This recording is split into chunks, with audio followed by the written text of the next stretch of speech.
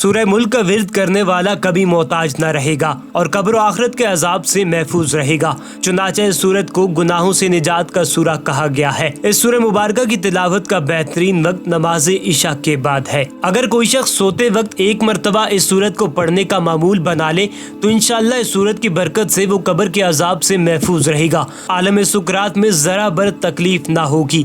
قیامت کے دن حضور اکرم صلی اللہ علیہ وسلم اس کی شفاعت کریں گے۔ اس لیے اگر اس سورت کو 11 روز تک بعد نماز ظہر پڑھ کر اللہ تعالیٰ کے حضور کسی بھی مرحوم شدہ آدمی کی مغفرت کے لیے دعا کی جائے تو انشاءاللہ تعالیٰ دعا ضرور قبول ہوگی اور مرحوم کو اللہ تعالیٰ راحت نصیب فرمائے گا اور اس سے عذاب قبر ٹل جائے گا۔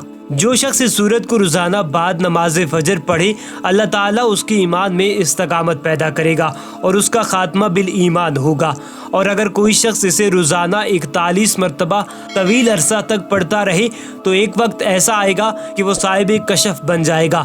اگر کسی بچے کو نظر بد لگ جاتی ہو تو اس سورت کو ایک مرتبہ پڑھ کر پانی پر دم کر کے اس بچے کو پلائے، انشاءاللہ تعالی نظر بد کے اثرات ختم ہو جائیں گے اور بچہ ہمیشہ کے لیے نظر بد سے محفوظ رہے گا۔ اگر کوئی حاملہ عورت 40 روز تک اس سورت کو پڑھ کر پانی پر دم کر کے پیے تو اس کا عمل اللہ تعالیٰ کی رحمت سے محفوظ رہے گا۔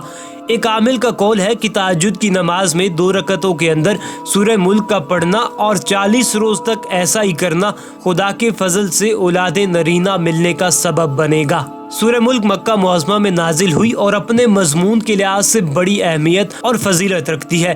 اس سورت کے بے شمار فضائل ہیں۔ حضرت ابن مسعود رضی اللہ تعالیٰ عنہ سے روایت ہے کہ اس سورت کو رسول اللہ صلی اللہ علیہ وسلم کے زمانے میں مانحہ یعنی عذاب الہی روکنے والی سورت کہتے تھے۔ حضرت ابن عباس رضی اللہ تعالیٰ عنہ سے روایت ہے کہ بعض صحابہ نے ایک جگہ خیمہ گاڑا، وہاں ایک قبر تھی جس کا ان کو علم نہ تھا۔ انہوں نے اس قبر میں ایک شخص کو سورہ ملک پڑھتے ہوئے سنا، یہاں تک کہ اس نے پوری سورت ختم کر ڈالی۔ صحابی نے حضور اکرم صلی اللہ علیہ وسلم کے سامنے یہ ماجرا بیان کیا۔ آپ صلی اللہ علیہ وسلم نے فرمایا یہ مانع ہے یعنی جو عذاب قبر سے نجات دیتی ہے۔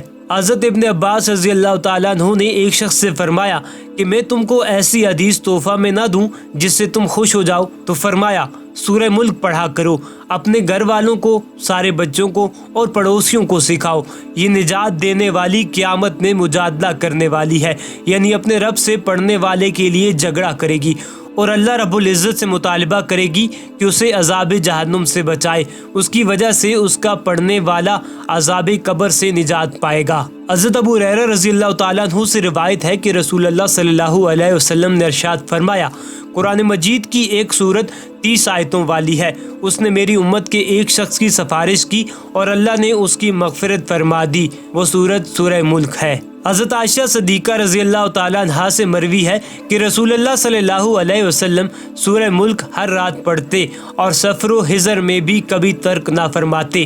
چاند دیکھ کر اسے پڑھا جائے تو مہینہ کے 30 دنوں تک وہ سختیوں سے محفوظ رہے گا، اس لیے کہ یہ 30 آیتیں ہیں اور 30 دنوں کے لیے کافی ہیں۔ سورہ ملک کے بے شمار فضائل ہیں، ہم نے اس ویڈیو میں چند ایک آپ کے سامنے بیان کیے۔ امید ہے یہ ویڈیو آپ کو بہت ہی زیادہ پسند آئی ہوگی، تو اس لیے جانے سے پہلے چینل کو ضرور سبسکرائب کریں۔ شکریہ۔